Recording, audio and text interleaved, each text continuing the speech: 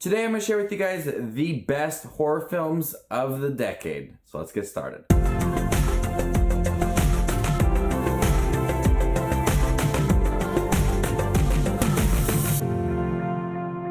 Hey everybody, my name is Justin. I love to watch movies. If you guys love to watch movies too, you guys are in the right spot. Make sure that subscribe button down below and click that bell notification for more up and coming videos. Last week, I shared with you guys my top 10 favorite comic book movies of the decade from 2010 to 2019. Today, I'm going to share with you guys my top 10 best horror films of the decade.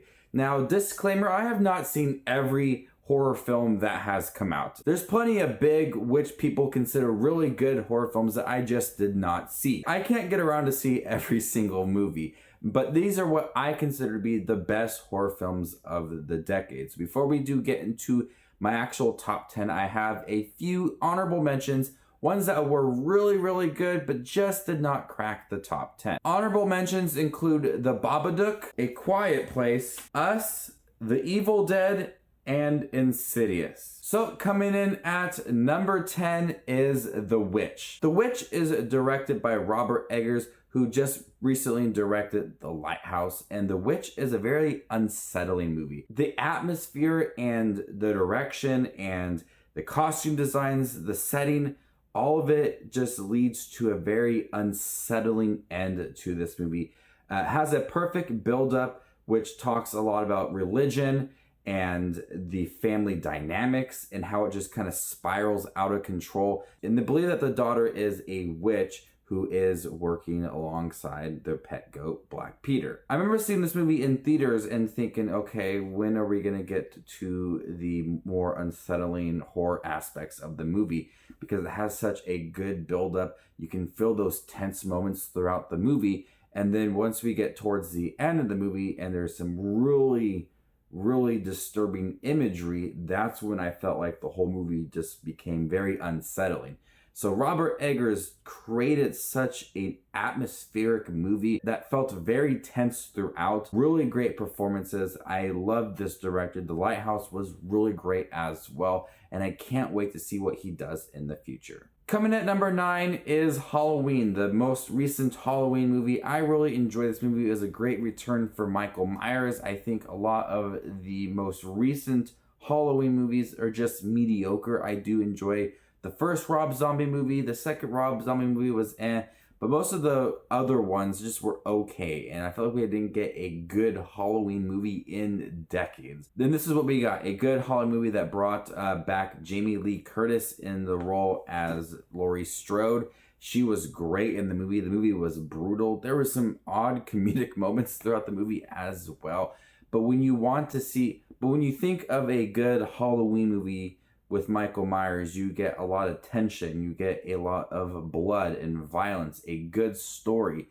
And you got that with Halloween. I wasn't expecting a lot. I did like the creative team behind it, but it turned out to be a really good film that I absolutely loved. Coming at number 8 is Sinister. When I saw Sinister, I was so disturbed by this movie. This demonic entity named Bagul just really terrified me. And sometimes I just think about it and I terrify myself for no reason that I really don't need to do that. But this movie starred Ethan Hawke as a writer, and he goes to this town to investigate, which he hopes to be a new story that he can write, and he uncovers more about where he is. And so as the movie progresses and he's learning more about where he is and these tapes that he's watching, it becomes very unsettling, becomes very violent, very disturbing, and Sinister is one of the more memorable horror films of the year for me. It did have a follow-up, which was a mediocre sequel,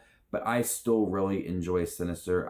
It came out towards the early part of the decade, and it's lasted throughout these years for me as a good horror film. I know not a lot of people really liked it because it felt similar to other movies around that same time, but I thought Sinister was very disturbing, very effective. A lot of the scares worked, followed through with them, and they just weren't cheap scares throughout the movie. They were legitimate, terrifying moments for me, and I really enjoyed this movie. Coming at number 7 is Get Out. Get Out is a really interesting movie. It's one of the only films in recent memory of a horror film that I wanted to watch again and again. It was nominated for an Oscar, and out of the movies that were nominated for an Oscar, Get Out was the only one that I wanted to watch over and over again. I remember once I got it on Blu-ray, I watched it a couple times within that same day, and then a couple times the next following days. So that says a lot that I want to watch a movie again and again, because usually I watch a movie and then months or years before I see it again. But Get Out was the one that I wanted to watch constantly. It's filled with great performances. Jordan Peele is such a good director. With this movie and us, he tells us that he knows what to do. He knows how to set a scene very well. He knows how to utilize his actors and actresses in the movie. He knows how to create a really interesting movie that has a lot of messages in it, but also it becomes very brutal towards the end of the movie and seeing how this family is going crazy. Get Out was a movie that started off really intense and hooked you in right away. And as the movie progressed, you're wondering what is going to happen. And it's creating that good mystery, something that keeps you on the edge of your seat, wanting to come back and watch it again, even though you know what's going to happen. It still has that draw. It still has that draw that you want to go watch it, even though you figured out what the whole main plot is. You still want to see this movie for its setting, its intense moments, its acting. Jordan Peele is a fantastic director. Coming at number 6 is The Conjuring. The Conjuring could have easily been a very typical possession movie. There's so many of them, and a lot of them just do not work for me. But James Wan is a really effective director and knows how to make you feel connected to the characters within the movie and really break it down and have that family be tested. So we have this family, this large family, and they're all suffering a possession with their mom being possessed. And we bring in Lorraine and Ed Warren into the movie, but the movie does a good job of setting up this family, the dynamics, making you feel connected to them. You understand them, you enjoy seeing them on screen, and then really just breaking it down with this possession, with this demonic creature, and you feel for the family. You feel that you're right there alongside them, just terrified and wanting the mother to make it out okay. So the movie does a great job of setting up those dynamics, making you feel connected, and then tearing it down. And it's truly terrifying. Not only is those moments terrifying, but everything else just works really great. James Wan is a really effective director. He knows how to utilize his scares very well. They don't feel cheap or used, overdone at times. He knows how to follow through with them and really make certain scenes feel really unsettling. The Conjuring has spanned a large universe. Some have been really good, some have been really mediocre, but this film started it all, and it's really good. Coming at number 5 is It Follows. It Follows is one of the more clever films of this decade. Not only a horror film that's clever, just a clever movie in general. It's about Jay, who has a sexually transmitted death sentence. So this movie is about STDs and how they can kill you. Well, she doesn't have that STD just yet because this thing, it follows you. And once it gets to you, you're dead. This movie has one of the most disturbing scenes for me in general in the movie, and I saw it and my eyes became all watery and I looked away and I was like, my whole body was just shaking. It's a scene where they're in the house and a very large creature comes walking up and storming into the bedroom. I'm getting chills just talking about it. I don't like loud footsteps walking towards someone in a movie. Those just really terrify me. They get really closer and closer and closer, and then it's bam, it's there. The most recent Annabelle movie had that a lot in there and terrified me. But It Follows, that one scene has terrified me to this day. So out of any scenes in any movie that I'm going to talk about, that one scene is the most terrifying scene. And it's simple. It's a simple movie. And it's crazy how just that one scene terrified me. But It Follows is a really creative film. Definitely plays on the fear of intimacy and what may happen out of it. So this movie, not only is it clever, it's terrifying at times. And it's one that I really didn't know much going into it when I saw it. And I came out thinking, wow, this is a scary movie. Also, it's a weird, odd concept that oddly works. Coming at number 4 is Hereditary. Hereditary is much like Conjuring. It's a plot that could just be really typical and like we've seen it before, but it manages to take the characters and create such a tense atmosphere. And there's a lot of scenes that you just did not see coming, and you're completely shocked at what you just saw. The director of this movie also directed Midsommar, and so many times within both movies, you're just completely blown away by what you saw because it completely exceeds your expectations and you just do not see it coming. There's plenty of scenes really early on and later on in the movie in Hereditary where you're just watching the film and then bam, something happens and you weren't expecting it and it absolutely leaves you in shock. Hereditary is a movie that spirals out of control. The tension is there. The score is really good. The directing is really unique and there's a lot of great tricks with the camera. I absolutely loved Hereditary. It was one of my favorite films of last year, 2018, I believe.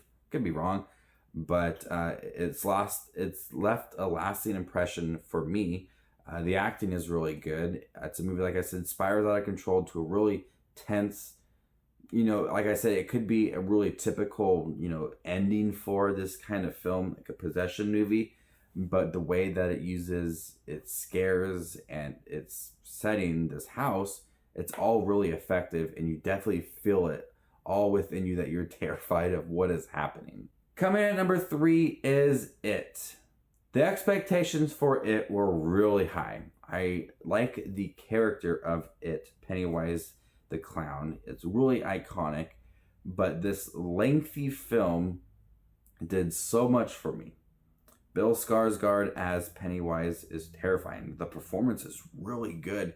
The makeup design is great as well. But what made me appreciate this film so much is the Losers Club and the dynamics and the acting and how it all felt like genuine friendships. And once they were all together, they all had a common fear of Pennywise the clown.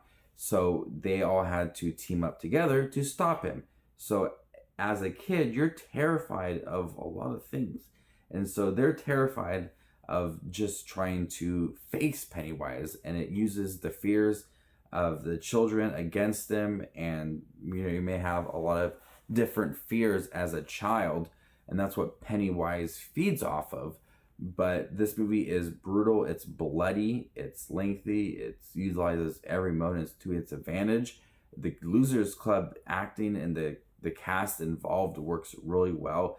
This takes the heart of the It book and takes every best moment of that book onto the big screen and capture it very well. I was pleasantly surprised with It. Chapter 2, not on this list. A good film, but a little bit disappointing at times, but this first It movie was spectacular. At number 2 is Midsommar. Midsommar is one of my favorite films of this year. It's a movie that I sat there and I was completely just glued to the screen.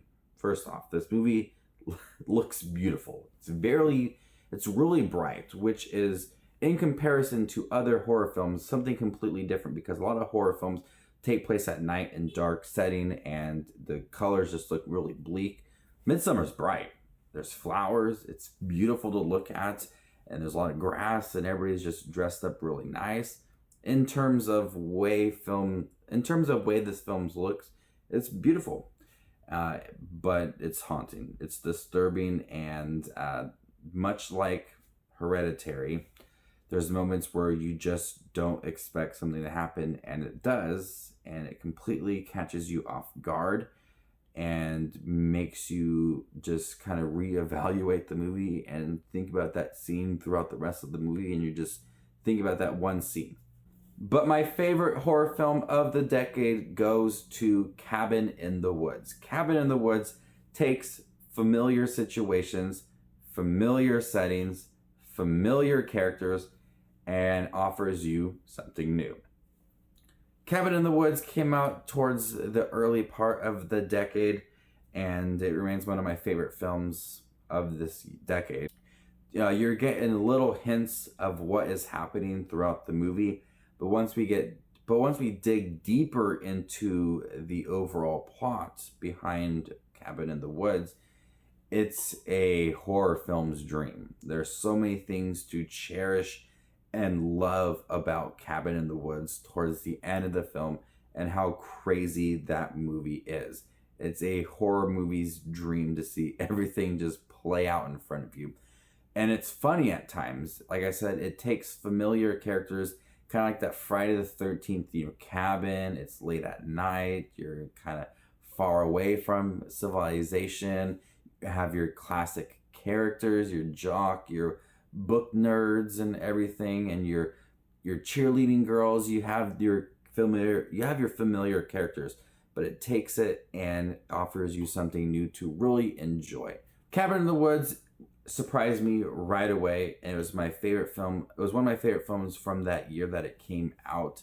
But in terms of horror films, it becomes violent at times. It's fun. It takes a familiar story and gives you something fun to have with it. It's really clever. I really enjoyed the story for this movie, but it's my favorite horror film of the decade, and one of my favorite just movies in general. Cabin in the Woods is such a treat. It's a movie that you could watch, you know what's going to happen, you know everything, but you still want to watch it because it's crazy, it's bizarre, and it's so fun. These are what I think are the best horror films of the decade. Like I said, I have not seen every single horror film. There's a lot of movies that I just did not see that I really wanted to, but I just did not get around to seeing them. So make sure to leave your list down below. What do you think are the best horror films of the decade? Stay tuned. I'll have a list for best animated films, best comedies, best romance films of the decade, and then overall best movies of the decade towards the end. Make sure to hit the subscribe button down below. Click that bell notification for more up and coming videos. My name is JustinWatchesMovies, and you guys stay classy, YouTube.